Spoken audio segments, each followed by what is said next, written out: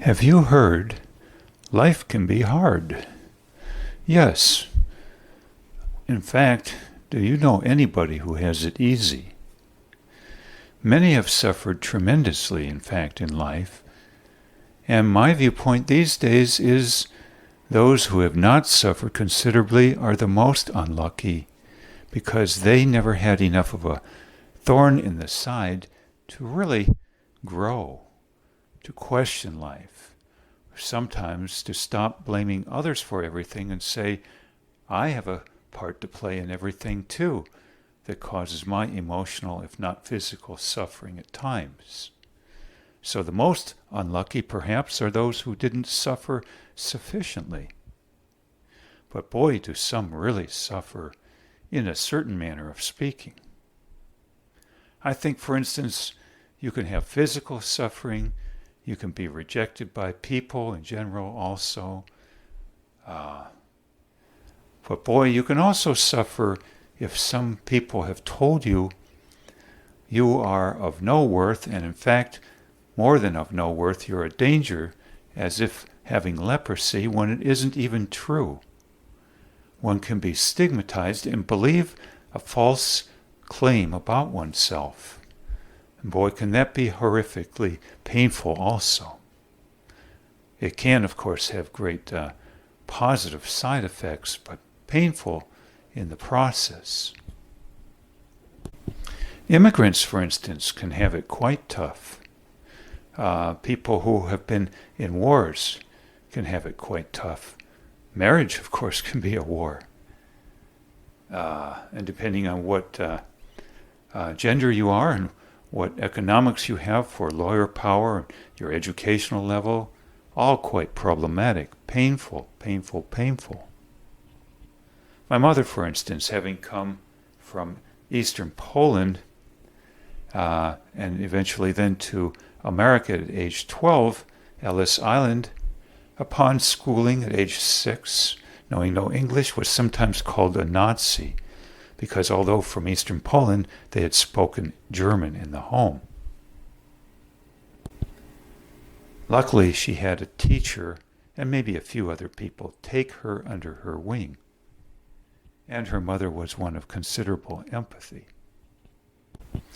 I would toss out the idea, too, that various actors and actresses, amongst other people, have suffered considerably, oftentimes, and in the process then became, through trying to rebuild their lives or take their greatest weaknesses and make them their greatest strengths sometimes, great actors and actresses to great acclaim and benefit to an extent to societies.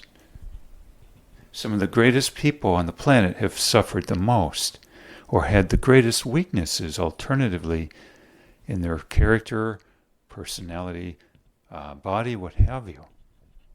They rebuilt upon the rubble a palace. This is outlined, for instance, in Sylvester Stallone's videos, talking about his life and his up and coming to produce movies, Rocky, for instance, the series. How tough it was for him. How it was seemingly a fluke of luck he got started. Persistence was very important. The same thing for Arnold Schwarzenegger, the actor and former politician. Consider, too, those who were falsely accused of a crime and went to prison for years, sometimes decades. But of course, everyone who suffers anything is, in a sense, innocent in that life put themselves upon them, I believe, by the laws of the universe and cause and effect, basically. Not that they chose their lives thus. A few have said we are like puppets on strings. Shakespeare said that. And Sam Harris, philosopher, whatever your viewpoint, said a very interesting thing once. Likewise, we are puppets on strings. Let's hope you have the best strings, basically is the gist of what he said on that matter. But how difficult if we are misinterpreted too, and all the more doubly so if we believe the misinterpretation. For instance, the show series, I think it was by ABC or CBS News, with Diane Sawyer, Children of the Mountains, about people in Appalachia, Appalachian Kentucky specifically. At one point, a person in Appalachia, having been given a football scholarship to go to a college in the region, and he had to sleep in his truck at night for lack of fundings to cover everything, upon which he said he was, quote, stereotyped as a typical Appalachian for sleeping in his truck or whatnot. He called it a stereotype, which he did not buy into, and I think he may have had knee injuries and he dropped out of school, so to speak. Another instance, from a more personal view or venue, a relative of mine and I once watched an interview of a famous actor. The interviewer weighed at least 600 pounds. Female, very kind, perceptive in many a way. My relative's perception, though, her being a female, was revulsion. Despite the person's wonderful personality as an interviewer, the perception was that a white American woman of today, of that size, must have something very wrong with them, as per their personality, their morals, something.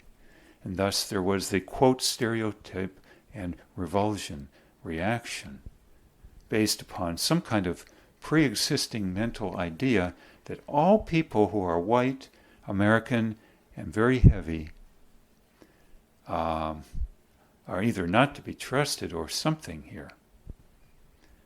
The parlance sometimes is that they have had sexual problems in every which way, trauma-wise, and are very mean people to compensate, or some such to that effect, having eaten as their drug of choice and full of rage, as opposed to some other genders and races in America of similar size.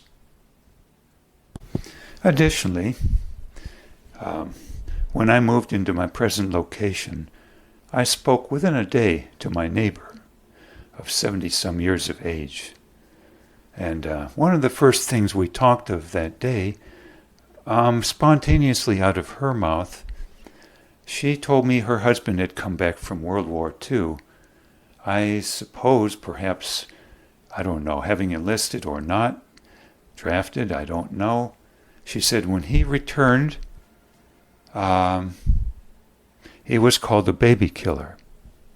And this was of sufficient concern to her in her life, her now being single, that it was quite disturbing even to this day, I don't know, 30, 40 years later after the fact.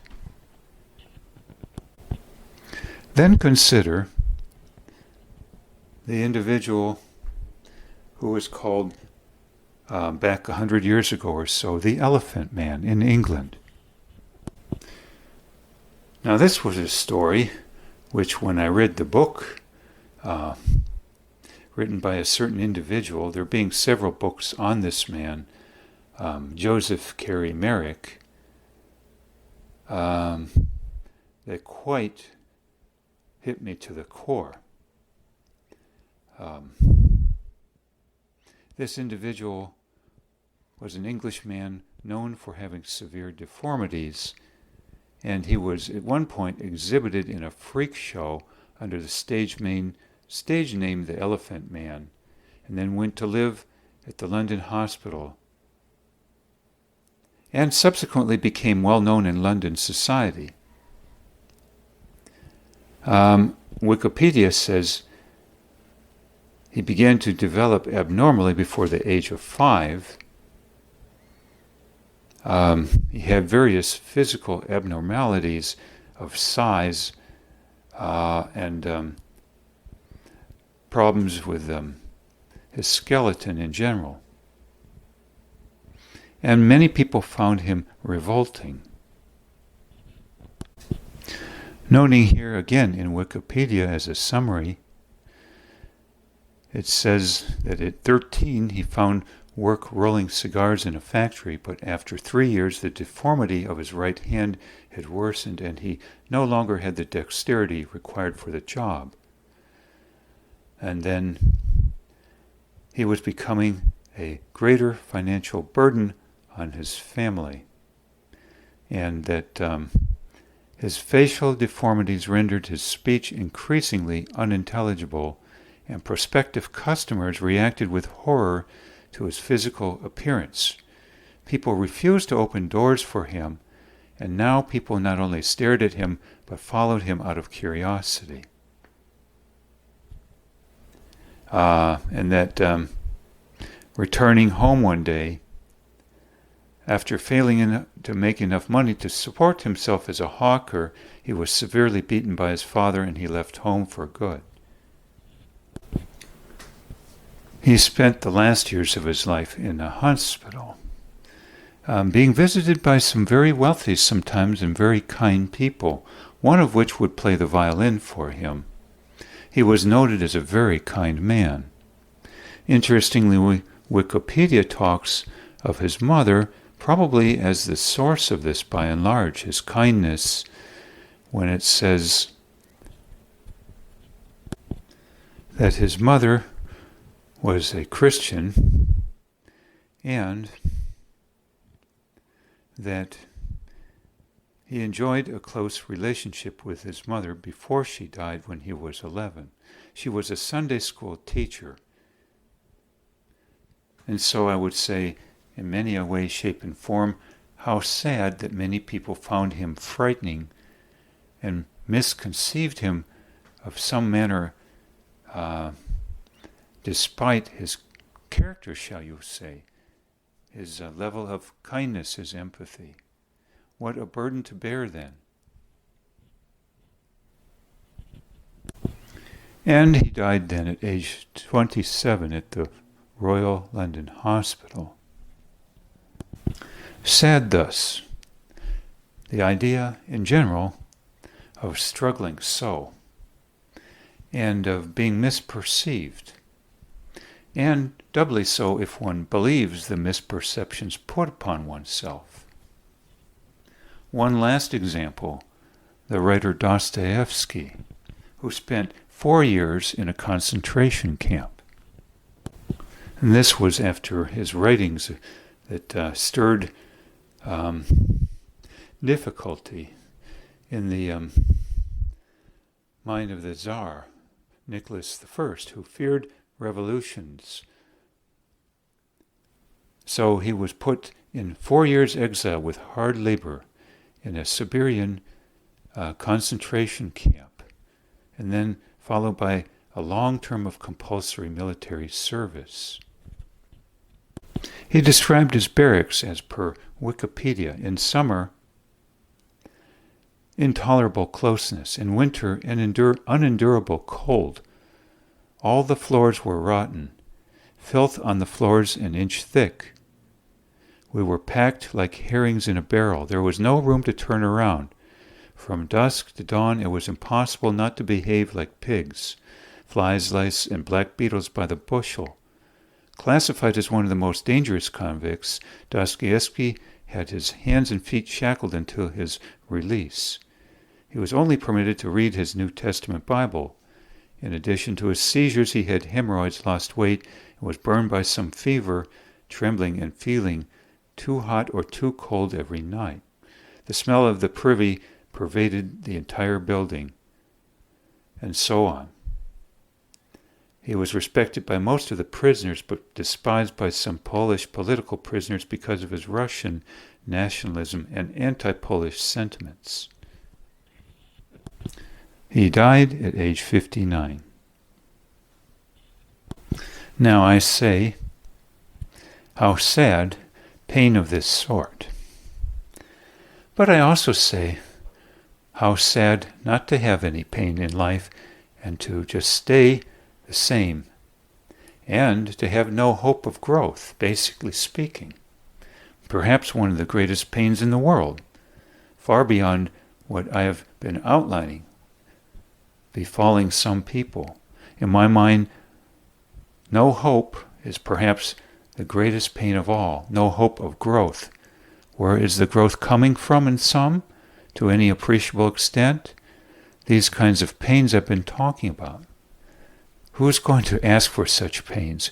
Who's going to commit a crime, for instance, and go to prison so they can have sufficient pain to grow and to have hope then of growing more and more? Seems like a catch-22 to me. So how ironic then.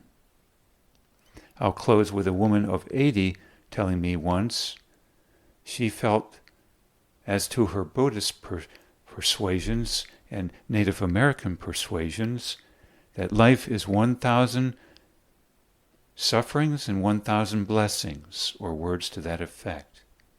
I suppose, not knowing much myself about Buddhism, but to the extent that I think this is part of the Four Noble Truths, one of them, that suffering is inevitable. I would say, though, it did not say that not to suffer much in one sense is to suffer greatly in another. I would say to not have enough of a thorn in the side to start to grow, and then have a great deal of hope for growth more in the future. The greatest pain in the world is to have no hope, I think. No hope of breaking free of certain bonds, step by step, i.e. of growing. Isn't that the greatest suffering in the world? To have no hope of growth, to feel trapped and have no hope of escaping. The trap can only be sprung, I believe, in stages by pain. Pain sufficient to get us out of our comfort zones, as it is termed these days, and reframe certain things, particularly for many, that it's not all others' fault, my sufferings in life, upon which I believe that is the springboard to growth and a sense of hope. Without that, I think we're in the biggest prison of all. Thoughts here?